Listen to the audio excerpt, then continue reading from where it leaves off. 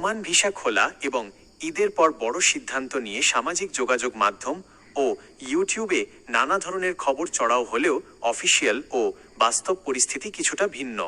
চলুন এক নজরে সবশেষ সঠিক তথ্য জেনে নেওয়া যাক।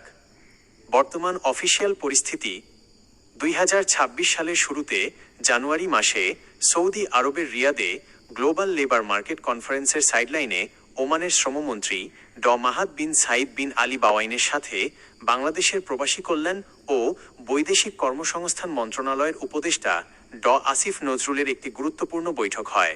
সেখানে ওমান পক্ষ থেকে কিছু ইতিবাচক আশ্বাস দেওয়া হয়েছিল।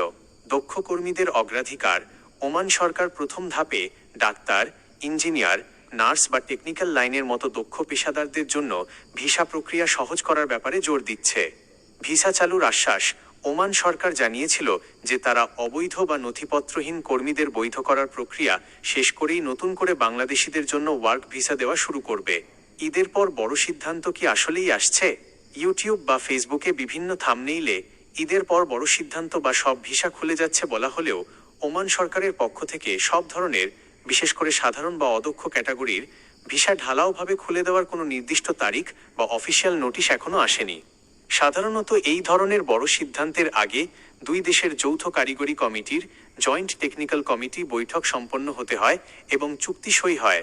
সতর্কতা, কোনো ধরনের অফিসিয়াল ঘোষণা আসার আগে কাউকে ওমানের নতুন ভিসার কথা বলে টাকা বা পাসপোর্ট দেবেন না। ওমান রয়্যাল পুলিশ আরওপি বা বাংলাদেশের প্রবাসী কল্যাণ মন্ত্রণালয়ের অফিসিয়াল ওয়েবসাইট ও মূলধারার গণমাধ্যমের খবরের ওপর চোখ রাখাই সবচেয়ে নিরাপদ।